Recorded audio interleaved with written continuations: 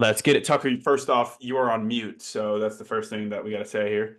So yeah, again, everybody, this is Tucker Baca. Not only is Tucker one of my former teammates, he's actually my roommate that I've roomed with during pro ball. So we've got a unique, relationship, probably more unique than most of the people that I've brought on here or will bring on here. So I'm super excited to jump into this with you, Tucker, man. We've had so many conversations, late night in the hotels, talking about life and stuff. But I think this is going to be the first time that like I've really done a deep dive into your career, and I'm really excited to have you share kind of how you got to the pros and some of the things that maybe you recommend kids do, and some of the things that maybe you don't recommend kids do along the way.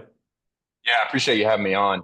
It's kind of surreal because I remember, post playing, we've talked a lot and talked a lot about how to, help players, help parents. And so, it's cool to be on here with you because I know this has been a conversation that we've both been passionate about, and it's exciting to see that you've brought it to life and see that have created such a great community. So looking forward to this. Nice, man. So I think the easiest and best place to start off with, and again, I don't know why this is doing a whiteboard here. I don't know who's doing the whiteboard. 1 second here. All right. I think the easiest place for us to start off with is just kind of like the earliest childhood, man. For those that don't know, Tucker was drafted out of high school, highly recruited out of high school, one of the top players in the country coming out of Georgia. Ended up signing with Arizona State, and then from Arizona State got drafted by the Orioles. So that's kind of his origin story. We'll dive into that. But growing up, just in the early stages, man, like at what point did you just realize like I might be that guy. Like I might be a guy who's going to the league. Yeah, so I grew up in Atlanta, Georgia. Baseball is really big there. And I was, fairly tall, left-handed kid, and I was a bit of a late bloomer. So when I was like around 14, 15, I kind of came to my own and I was pretty good. 15 years old when I was a sophomore year is when I made varsity, and I had like a really good year. And then it took until like 16, early 17 that I started picking up a lot of velocity because I was like when I was 15, I was probably like mid 80s. And then by the time my senior year came around, I was the highest I probably got up to was like 93 or 4. So around And that wow. time, but yeah, the fall of my senior season, I really had a big velocity jump, and so I had a lot of people. I was already committed to ASU, but a lot of people recruiting me, and then I had a lot of scouts at my games. So I was pretty confident at 17, probably more confident than I should have been. But Gotta have yeah, confidence so in this game. yeah, I would say not a lack, not that confidence was the issue. Maybe cockiness, just not understanding of maybe of how things work. Just maybe lessons that I didn't understand.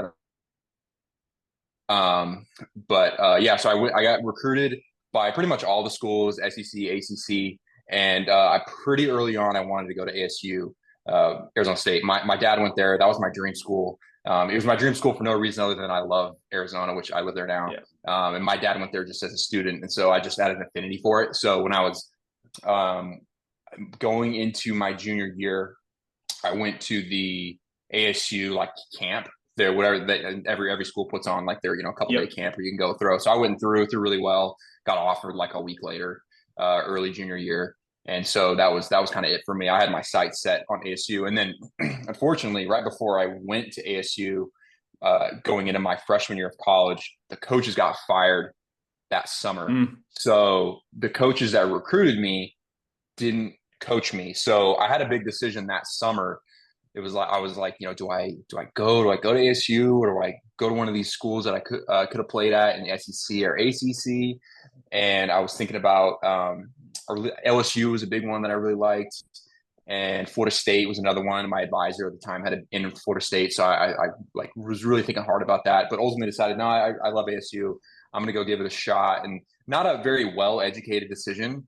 And I didn't really know much about the recruitment process or having an advisor. And my parents the Yeah. same. I'm the only boy in my family, and so it was just all new territory for us. And so we kind of just went with what we thought was the best decision, and not really much like evidence behind it, and really not. It wasn't a data driven decision, that's for sure. And so Never I is. went there. Yeah, yeah. So it was like that's a cool place. I want to go there and be the Friday night guy. I'm going to be the man. I'm a hard throwing lefty, and I was young too. I graduated at 17, so I was like, oh, I'm really going to come into my own, and that was part of the reason why I chose to go to school rather than go to sign out of high school. So I was like, if I don't go top 2 rounds, I'm going to go to college because I thought I would go to school and be a top 2 round pick because I was you know hard throwing lefty and had the world all in front of me at that moment in time. And so, went to ASU and that was a bit of a struggle for me. I wasn't a very good fit for that coach. I was a little bit raw. So I had really great velocity. I had good stuff, but my command really wasn't there. And depending on the coach you go and play for in college, if you're not refined or where that coach wants you to be, then you can really struggle to get playing time. And that was my challenge. And so I was a little command wasn't quite there where I needed to be as a freshman, and I just got off on the wrong foot with the coach, and I never could get it right. And so, because we're all humans, we all have bias, and that's not to say that that's the coach's fault because it's I take ownership over my career and the things that I didn't do well, and it's not the coach's fault that I wasn't the right fit. It was really just my fault for not being educated enough to understand what I needed to do and who I was as a pitcher. And that's what I mean is like I was maybe a little overconfident. I just maybe wish I was a little more uh, objective about my strengths and my weaknesses, and then take that to somewhere where I could say, okay, this is what I'm good at, and this is where I need to improve. Because that's why you go to college. That's why you play in the minor leagues. You say, where am I going to develop? And so I went to college, and fortunately, to develop as a person, develop on the field, both of those equally as important. You can have all the talent in the world, obviously, but you got to have a square head on your shoulders. And so, I learned the hard way on some things, and had a bit of a rough time in my career post high school. But uh, I guess I left the game with a lot of I think maybe unique perspective on how I would have done it differently, and just the amount of education I think that goes into being successful on the field, and also just the gravity of that decision. I I was 16 when I committed to ASU, and I committed there because I thought it was cool, and I love the desert, and I had family here in Arizona, and so it was just like, yeah, why would I not go there? That's like just such a cool place. But I didn't realize that I was really making a decision that was going to shape the fabric of my life over the next 6 years that I played. And so that decision at 16, once you leave the house, leave high school, and you go and play, and you're putting your future in another person's hand, being the coach and the coaching staff, the education, that your teammates, and all these things. You're really saying, this is how I'm going to spend, my 18 to 21 or 22 years of age, kind of coming into my own. And so I definitely didn't appreciate how big of a decision that was.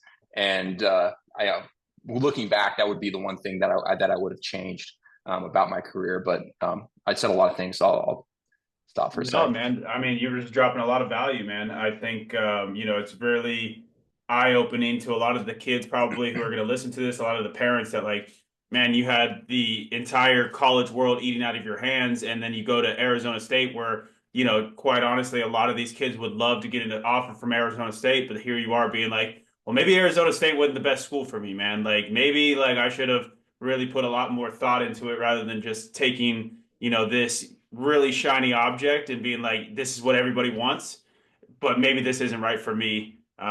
So yes, I want to get into all of that stuff, man, but I want to take a step backwards. I think for the majority of the kids who are listening to this or the parents, like they're in high school. Maybe you got some college guys in here. You said that like you had this huge velo jump in high school, and I think in today's world, it's a lot of talk about the velo, like where's it at, how is it, progressing. You didn't throw weighted balls. You didn't throw, you didn't have these programs designed around velocity. At least I don't think you did. I know I didn't when I was playing because they just quite honestly didn't exist. It was just like long toss and like, you know, here's if pray to God that you can throw hard. What was it that you think like helped develop your overall velocity? Did you just like start lifting? Like, what is it that you feel like you can kind of pinpoint and say like, all right, these are some things that really helped advance my velocity as a high schooler? Yeah, I was really fortunate to have a high school coach who had a lot of really put a lot of emphasis on our training program.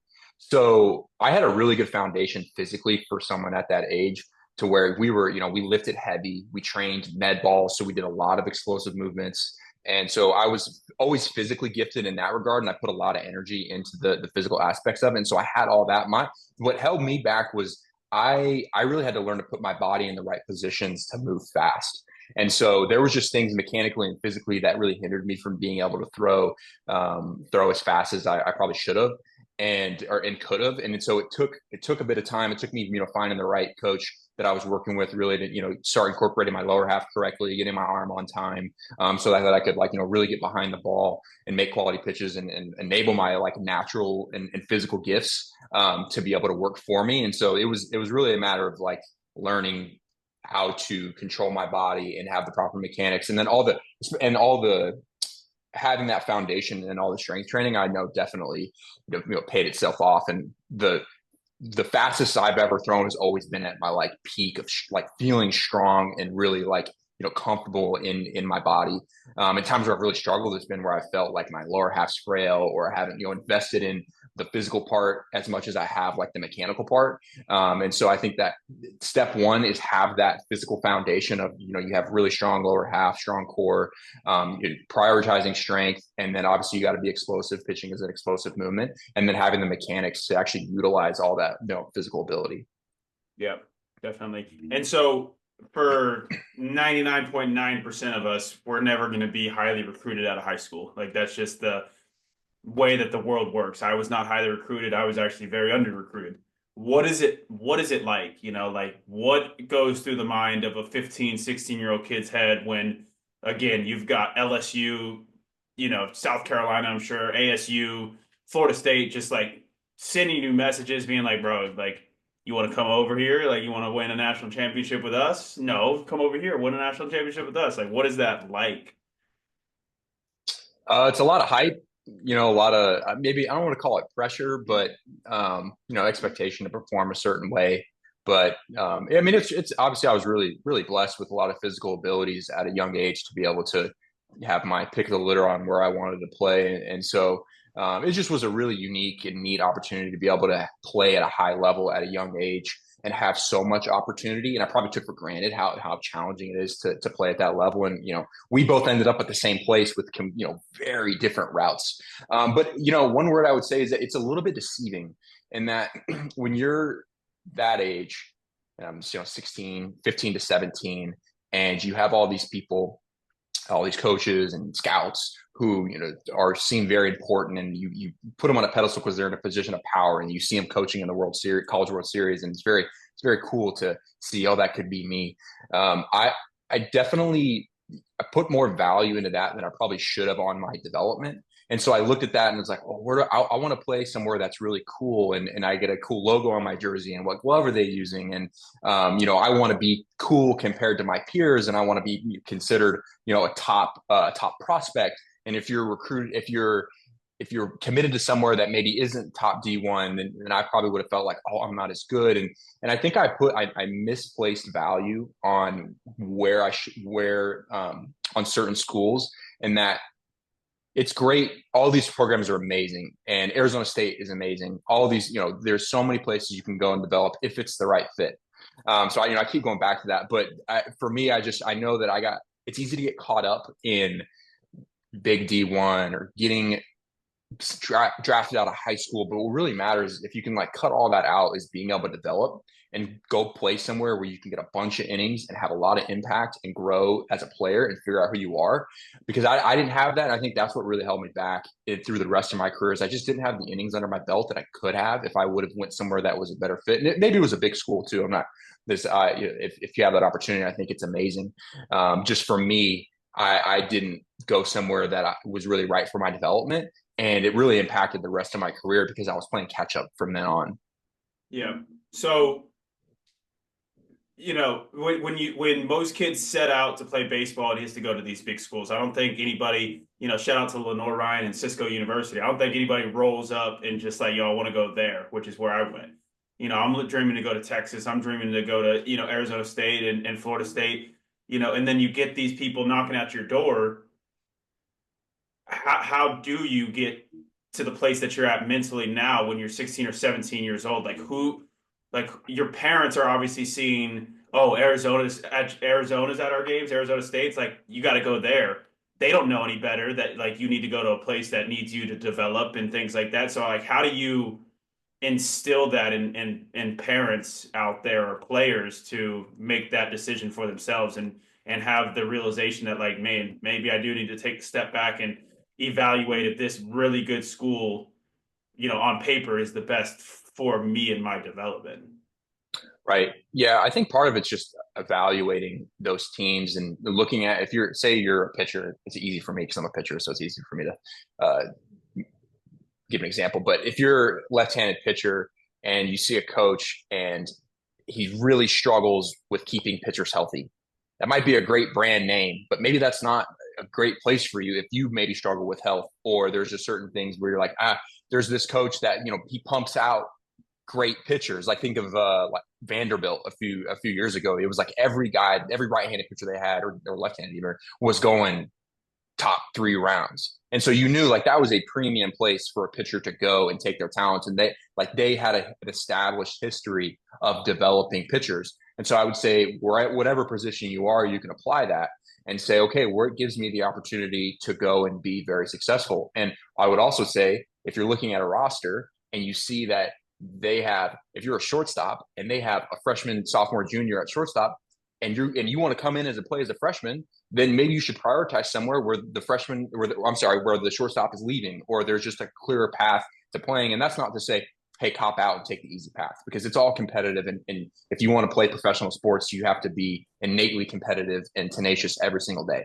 But that doesn't mean you can't be intelligent about the decisions you make that set you up to go and actually be competitive on the field and not get stuck behind someone. And so, and if you want to say, hey, I'm going to go compete, and they're stacked at shortstop, but this is where I want to play, and I'm going to beat them all out, then like, great, that's perfectly okay. But I do think there is an intelligence and data driven perspective of this, where you can say, hey, what gives me the best chance to get on the field and develop, and is this coach putting out quality hitters? And I don't know how realistic it is to talk to people on the team, but anything you can do to gather information about that program and really understand, okay, is this somewhere that I'm going to develop over the next 3 to 4 years and make me better? I think that's a really important question to answer. And I know I didn't think about it that way. I just, went where, I don't want to say where I thought was cool. The ASU is a storied program and has a lot of success and has had, I think, almost more major leaguers than anyone. So it wasn't like I chose somewhere that was no good. I don't know that I got into that detail about, I didn't know what I was getting into. I'll say it that way. Yeah, and I don't think I mean, I don't want to say it's not any fault of your own, because at the end of the day, it's your own decision. But like, I don't know how many kids in America are going to see all these schools throwing, offers at them and be like, is this school really going to develop me? They're just going to see the big old logo, the national championships, and the guys that they've sent to the big leagues. And like you said, like that could be me next. So Right. it's very, very easy to get blinded by, again, this nice, big, shiny object. But I think, you know, if anybody's can take anything away from my own journey, it's just that I'm a JUCO guy, D2 guy. Like you just need to go where you're going to get playing time, you're going to develop, and like Tucker said, both of our paths led to the same place, and there's really no right or wrong way to do it. Just as long as you're at a place that values you and that you're able to develop and get better every single day, every single year. This is probably going to only pertain to a small amount of people out there, but I'm gonna ask it anyways. Quick answer. What advice would you give to those players who have gotten drafted out of high school and are contemplating going to, the minor leagues versus going to college? That's a good one. Um, I'm so biased, so I'll try to be objective. But my bias is, college is such an amazing experience, and it gives you an opportunity to fail, and you're not a professional. Because if you fail early on as a professional, there's not a lot of fallback, and it's really tough to right the ship. Once you've failed there in college, you can go fail 20 times over, and if you figure it out your junior year, you could go first round. So I appreciate the maturation I got to do as a person, and really the opportunity to kind of align my life and beyond baseball, and also just on the field, works through some things and not have my paycheck on the line for that. Yeah. But and also I turned down a lot of money to do that, and I don't regret it one bit because that's it's and everyone's different and we all prioritize different things. But baseball can be, as you say, your career is not forever, and so I think it's really important to take, whether it's playing pro ball or playing in college, choose the route that's going to help you develop as an individual, because that's what's going to make the biggest difference on the field. I think Matthew, you can relate to this, but we've both played with people who got drafted out of high school and they clearly just weren't ready as Yeah, people. 2018, man, we just saw, I feel like a handful of guys coming out of high school. I'm just like, what are you doing here, man? Yeah. Why are you here? You do not belong here right now. You need to Yes. be in college, learning how to get to places on time. Quick backstory, man, we were playing with high schoolers. The entire team got punished because in professional baseball, we had guys who were checking their phones in the dugout. So before we got off the bus for road trips or like before games, we all had to hand in our phones, whether you were on it or not. Here I am, like an older guy who had been to college, and I'm freaking handing in my phone like I'm a 4 year old with my parents before I go to bed. Meanwhile, I'm supposed to be in professional baseball. Like, how does that happen?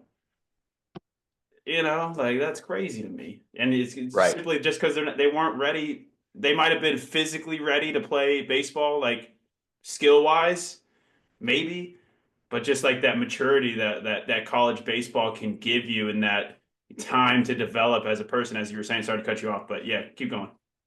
Yeah, no, I totally agree. I'm glad you brought that up because that's what, comes to mind is people who just did, your head's not on straight. And no one cares in pro baseball about really, say, you as the individual.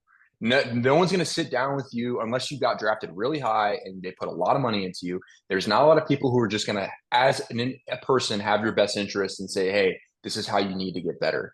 You're just a number on a sheet and you need to perform. And so it's up to you to figure out how you can perform. And it's unfortunate to see people let their emotional intelligence and just overall maturity get in the way of their physical gifts. And by the time their EQ starts to catch up, it's too late. And so, you never even get the opportunity to, develop as a player because you're so immature and you don't understand what it means to be a pro. And so there's a certain mentality it takes to play minor league baseball and embrace that grind every single day and take off seasons correctly. And it is a job. And there certainly are people that we even played with who we can think of that were absolutely ready. There were 18-year-olds that came out. You're like, this guy is unbelievable. Of course he went first round. DL Hall, Or Grayson Rodriguez. That's what I think of as like, Grayson just like Rodriguez, man. super, down to earth, good head on his shoulders. And you're just like, yeah, no wonder that guy went first round, is in the big leagues now. Like he just, there are people who are just ready to be pros.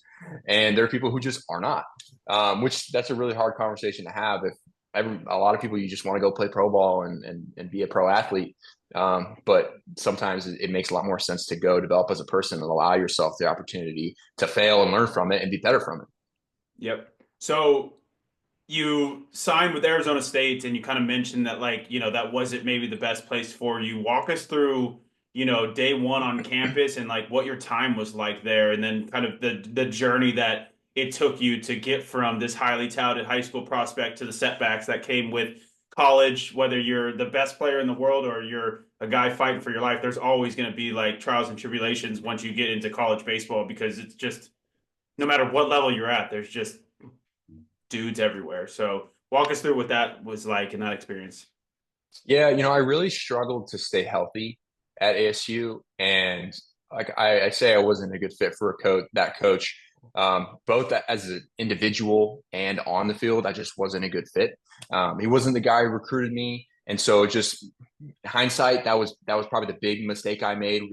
And it can go either way, and sometimes you get embraced, and sometimes you don't. And so, and I too, I had a lot of maturing to do as a person. I was coming from high school where I was highly touted. I had all the talent in the world, and baseball was my be all end all. And I just, I thought everything was just, mine for the taking. And so I had some humbling to do as a person, that I look back at my time there and go, I could have just been, I wanted to be right so much. And my coach had, and this is not uncommon in college baseball, but my coach had a philosophy and he had certain things that he wanted us to do. And I didn't want to do them. Like, for example, we cut your hair, always shave. and I wanted to have like a long mohawk, and I just because I wanted to do that, and he didn't like that, and so that was like ways like dumb ways I butted heads and other things as well, but like to the point like I had like flowing hair out the back, and I would tuck it into my hat so he couldn't tell from afar, so that I wouldn't have to cut my hair. Like I was going to ridiculous lengths to just not follow the rules. When I would talk to myself now and be like, dude, do you want to play or do you want to have nice hair? And I just didn't see it that way. I couldn't look past myself to understand that at the end of the day, it's about playing. It's about getting on the field. And if a coach says this is the way it has to be, then that's the way it has to be. The transfer portal wasn't a thing at the time, so I really couldn't transfer unless I wanted to go play JUCO, and I didn't want to sit out a year or have to do that. And so, and that principle applies in professional baseball as well. As there's someone who is evaluating you, who if he sees you a certain way, then that is the truth until you change his mind and that's not always fair, but professional sports, college sports, they're not fair. You have someone evaluating you, and it's our job as professionals to meet that standard or whatever that standard is. And I didn't agree with the standard on the field. I didn't agree with it off the field, whatever that was. I just thought there were things placed upon me, and I wanted to be right. Another one was when I was in college, I liked to like turn a little before I went down the mound, because it just gave me a lot more rhythm and helped me throw a lot faster. And my coach wanted us to read the runner. So that's where like I'm a left-hander, the runner's on first, and you go up, and if he stays, you throw. If he goes, you pick off, which like that's really hard to do. That's complicated. I can't even imagine, bro. Like, I already decided by the time I lifted my leg if I'm picking off or throwing this baseball if I'm left-handed. And so I didn't have a good attitude about it. I didn't have a good attitude about holding runners. I was slow to the plate. And so I was a liability on the mound, because if you're a 1-8 to the plate and your coach says, I need you to be a 1-2, you got to be a 1-2, or else, unless you're just striking everyone out and you're like Edwin Diaz, who's really slow, but he throws 102. Like I didn't throw 102. But in my head, I was like, I don't want to do that. I just want to pump. Like I just want to throw gas and strike people out. Like that's so dumb. Why would I do that? But I didn't get on the field because of it. And so those are the things where either you understand, you find a coach who plays into your strengths, which I could have done that, but I also could have been a little bit more intelligent and been say, hey, you want to be right or you want to get it right, and you want to play. And so that really helped me back. And so it was really 2 years of that at ASU where I just really struggled, and a lot of injuries kept me off the field. I threw like 16 total innings when I was there, and by the time I left my junior year and actually went to I don't even know if it was an NAI, but it was called St. Catherine's. And my off-season pitching coach was like working as the pitching coach for this NAI school. And so in my junior year, I transferred out. And when I left ASU, my coach was like, it's a bummer, like you're just haven't figured it out. I got scouts telling me you're the top lefty in the Southwest and all these things. Cause I was like 92, 94 at the time, and like kind of low 3/4 angle. So I had like pretty good stuff. I had, gotten up a little higher velocity wise, but mostly like that's around where I lived. And so like I had a lot of hype building into my junior year where I was like, all right, this is going to be my year. And then it didn't work out. And I went to St. Catherine's, which was NAI school, and went there, got to play a bunch, kind of righted myself. Didn't pitch great, but it was just fun to be out on the field again. And I ended up getting drafted 12th round. And that year, no one at ASU got drafted. So it was like kind of a weird thing where I was like, I felt really fortunate that I had left and had that opportunity to play. And then just the team struggled, and I don't know, there was a lot of talent, but for whatever reason, I still got drafted. So it was like it was a good learning experience of like, if you're talented, scouts will find you. I mean, look at you. You went to Lenore Ryan, got D3, got drafted. I went to a D2. Put some respect on D2. My name. I'm sorry. There, I'm sorry. Come on now. Hey, but shout out to all the D3 schools. Yeah, and D2's there is great baseball at D2 as well. It's getting even better now. It's getting even better now with the portal. When I played the one season NAI, I played some really talented guys, and I just was like, I'm still blown away at the amount of talent that's out there playing at various levels. And it was cool to have that experience and just see how much wealth of talent there is across the country in college, whether it be D1. And I realized I overvalued what it meant to go play a big D1 school. And there's talent everywhere, and you can get drafted from anywhere. And I probably would have got drafted a lot higher had I gone to the NAI school and played a bunch. Granted, I don't think anyone ever could have convinced me that I should go to an NAI school. So like you got to be realistic. But yeah, Man, I played with 6 dudes on my D2 school that got drafted. I got guys that are still playing right now that are, have been top prospects in world championship organizations.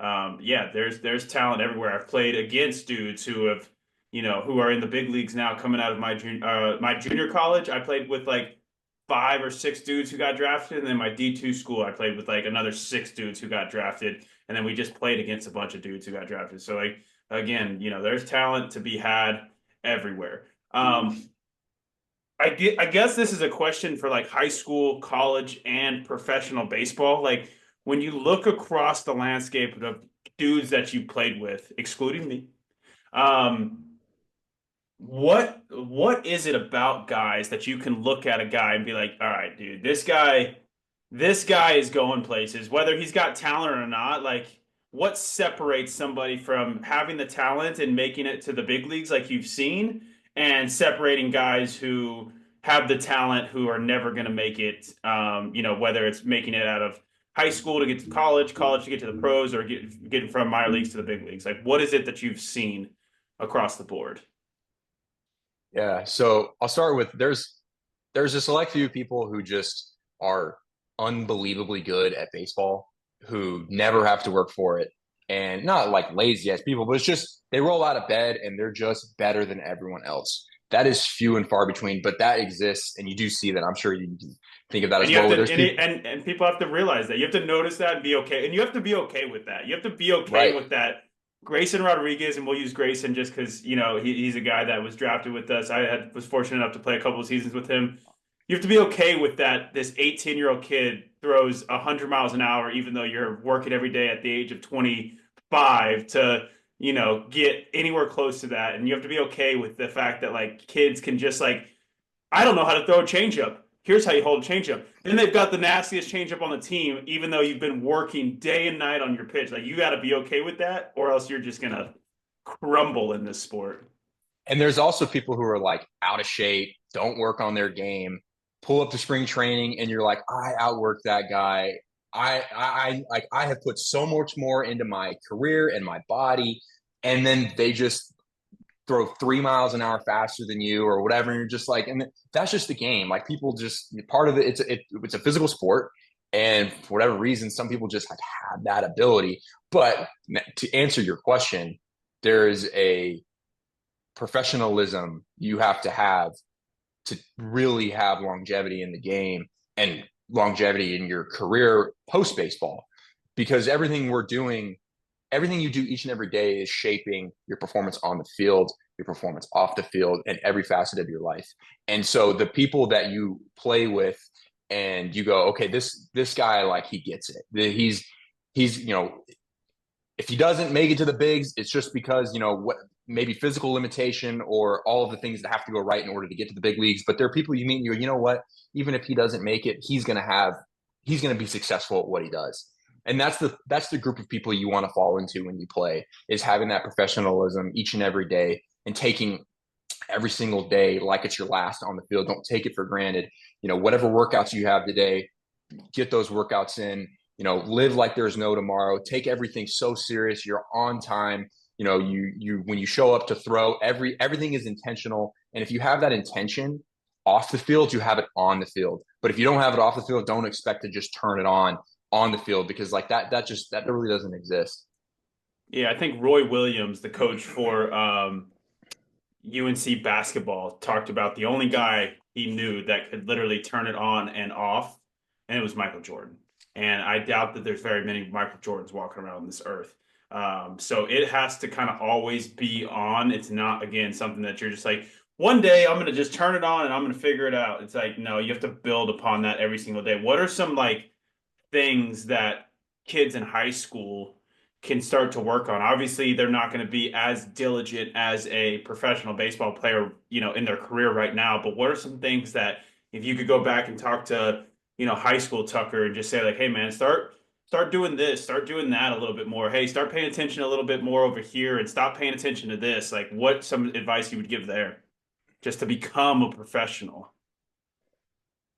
Discipline in all things would be the first and easiest one to get right, and controlling the controllables. In when we play baseball, you only control so much. Once you let go, once the ball leaves your hand, that's it. As say you're a pitcher, you can make the best pitch in the world, guy can hit it out of the park, umpire can call the ball, whatever it is. And so that discipline in controlling what you can control each and every day, and understanding that all of that discipline you're establishing on the field is going to carry over onto the field. And that was areas I struggled, and I just didn't get it when I was 18 years old, where I was really disciplined when it came to things that related to my career. I was always working out, I was always eating right. And when I was at practice, I was always trying my best to get better. But off the field, I was late for class, skipped class, slept late. Not that, I don't want to be one of those people you got to wake up at 6 to have a productive day, but just in my overall discipline off the field, if it didn't have to do with baseball, I was like, I don't care. Why does that matter? And I remember my dad it would drive him crazy. And he would tell me, he's like, you have to clean up all the areas of your life and have everything in order so that when you get to the field and when you expect to go play, that's just who you are. And so I thought I could turn it on and be like, oh, this is when I'm going to be serious. And it was on my terms. And so because of that, I missed out on development on the field, and I wasn't in total alignment with my life, and it leaked into the way I played. And that's really that's who I was as a player at that age. And it really held me back from getting on the field and being the best version, the best baseball player that Tucker Baca could be at 18, 19, 20. Dude, that's crazy. I didn't realize how, for those that don't know, like I got to live with this guy. I got to see him, go about his business. One of the most consistent people that I've ever seen. Doesn't eat out, eats the right things every single day. He was going to school. He was still in school when we were playing pro ball. He was doing all of his homework. He was just very, very disciplined. So for me to hear live that he was not taking care of, going to class in high school, like I would be like, I can't believe that. You can't sell me that that's who you are. So how did you fix that? Is it just that your dad rode you until his team did it? No, Kids are I probably like, just "Oh God, dude." no, honestly, I sucked so bad and I didn't want to suck anymore. And so I finally reached a point where it was like, do you want to get better, or do you want to just keep doing what you're doing and be terrible and be unhappy? And so I realized, I was like, okay, like I got to be willing to change. What I'm doing isn't working. And so I need to try something else. So I'm going to buy into all this stuff. And so, it wasn't overnight. But I just improved every day. And then I found more ways I could be, more disciplined, and more ways I could be productive, and until that just became really who I was. And, by the time I met you, I was a much more polished version of myself and had a lot more clear vision of who I wanted to be and the ways I wanted to spend my time, whether it be on the field or off the field. And so it was just that each and every day being, looking at what I needed to do, being really disciplined. And especially playing, I was a very scheduled person. And I would, I'm going to do these things today. When I throw, I'm going to do this. When I am, done throwing into my education, I'm going to get this done today.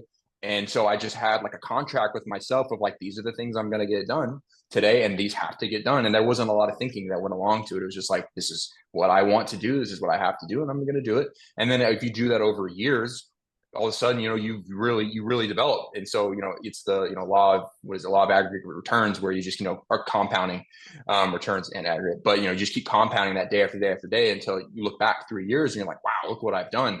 But it's just that each and every day discipline that builds up small wins that turn into really big wins as you live life. Yep. And for those that have been on these calls in the past, I'm going to say something that you probably heard me say. I'm a big believer in it now that I'm an adult. I never did this as a kid, so I don't think that I did. And if you're a kid, don't feel like you have to be perfect on it on the first go at it, but definitely start. I just want to plant the seed and I want you to start thinking about it. And it's just starting to schedule your day. Like, I think that's the easiest place to start. Like, what do you need to do? What do you have to do? And what do you want to do? I think just putting that on paper, even if you just jot it down on a piece of paper and say, I'm just going to get this done tomorrow. I'm going to hit for 30 minutes and I'm going to make sure that all my homework gets done. And I'm going to do them at this time. And I think you have to timestamp them as well in order to hold yourself accountable. And you'll get better at it over time. But I do believe that if you're just going through life and walking through without a plan and you don't have a single idea of what you're going to do the moment that you wake up, I've fallen victim to it. You're just gonna be like, all right, well, my day's here. What do I have to do? Now you're wasting energy thinking about what you're supposed to be doing rather than just already having it pre-planned, knowing what you're doing. Then you're just writing pretty much the script to your life, and all you have to do is freaking follow the script, and that's where discipline comes in. How disciplined can you be to follow that script? Everybody on this call, if you're a baseball player or you're a parent of a baseball player, you know what you have to do. You have to go to the weight room. You have to throw and you have to hit and you have to field ground balls. It's that person who can do that the most consistent amount of times while making good grades that's going to get to keep playing baseball for a very long time. It's not really that complicated. It's just again like how consistent. And I think there's one other thing like what sacrifice are you willing to make? Because if you're gonna do all of these things, like you're gonna try to hit, throw, work out, eat well, get all your homework done. Like it's going to come with sacrifices that some kids just aren't willing to make. So again, you have to have that conversation with yourself about what am I trying to do? What am I willing to give up to get there? And how consistent can I be? For those that don't also know, like again, Tucker, one of the smartest guys I've ever been around, and privileged to meet. He's currently an AI architect.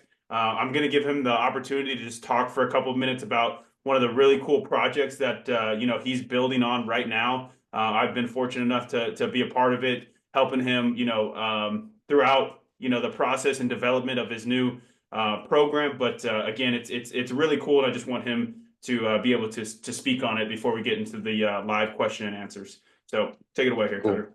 Yeah, thanks, Matt. So, post baseball for me has been machine learning, artificial intelligence, and software applications. So, I got a mathematics degree and spent the rest of my time writing code and doing a lot of technology stuff. So that's my passion. And so, if you haven't noticed, one of the themes of what I've talked about has just been finding your fit. And so, I just look back at 17-year-old Tucker and decisions I made and just really realized that I wasn't educated and data driven and where and how I made decisions. And especially the one I've said that's just so big is where you go play college baseball and where you go to college. So I built an application. It's called Your Fit. It's yourfit.io. It's currently live. And so it's leveraging artificial intelligence and a lot of historical data to help high school players and parents find out where they should go. And so I just done an MVP launch. So it's still, trying to get feedback and build it towards, what is going to help people the most. So it's definitely still in a growth stage, but really the idea is to be able to empower players and parents with the information needed to make data-driven decisions so that they can take ownership of their careers and really their lives. So, if you'd like to check it out and play with it, it's like a kind of like ChatGPT. You ask questions and you get answers back based on you select a coach, or I'm sorry, you select a college, and then you can chat about that coach and it'll give you information about historical information. So, been an intersection of my two greatest passions in life, which is baseball and technology. I've had the opportunity to play with it. I think some of the people who are on this call have also played with it a little bit. Like you mentioned, it's still in its infant stage, but again, any resources and any information that you can get out there that isn't readily available is always going to be a benefit to you. So, highly recommend that y'all just go out, play with it. If you could, if you want to email me feedback or get feedback to Tucker somehow, that would be great. That's all he's looking for. But go out there and just help progress the game of baseball so that more kids like myself and Tucker and kids like your own children or you yourself can have just better information out there about where you go and make your decision that impacts, like he said, years and years and almost pretty much your entire life. Because wherever you go to school, if you get a degree from there, the people that you meet there, like that's going to be a huge part of your life for years to come. So it's a very important decision, and we're just trying to help make that a little bit more data driven. So without further ado, I mean that's the entire conversation there. We want to open it up to live questions. If you want to ask questions, just go ahead and raise your hand. I'll call on you, or just come off mute. There's not that many people on live right now, so Would love for y'all to just ask anything and use this opportunity to really ask either one of us anything.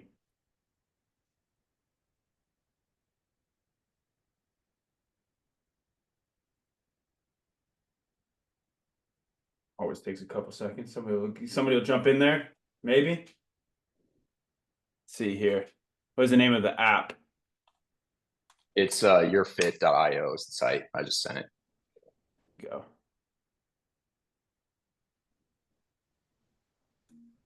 Questions about recruiting, questions about choosing your school, questions about just pro ball in general or college baseball.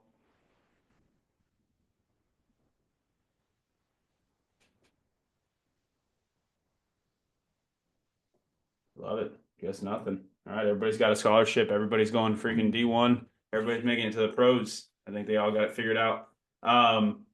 I guess my last question then is just like overall advice, biggest piece of advice you would give 16-year-old Tucker Baca. Talk to him right now. Send him a Yeah, message. yeah. I would just say be disciplined in all things, and as however good you want to be on the field, be that good off the field, and those things will take care of themselves, or the game will take care of itself. So Well, I really appreciate you coming on, man, and talking to us. I know that a lot of people probably learned a lot. If you need information to this call, I'm going to give me a couple of hours. I'm going to put it on YouTube, and it'll be out there to rewatch. But for those that join, thank y'all so much for coming on. Again, we're going to do these every Sunday night. Next week, I have a guy who was drafted out of high school. Another one of my roommates through pro ball, drafted out of high school, played with a couple of organizations. And it would be a great opportunity for y'all to learn from another player. So without anything else, we'll end it here. Thank y'all. thanks.